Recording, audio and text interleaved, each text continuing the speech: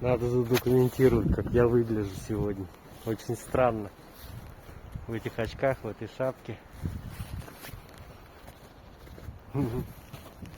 Самое странное — это ноги. А может и нормальные, хрен его знает.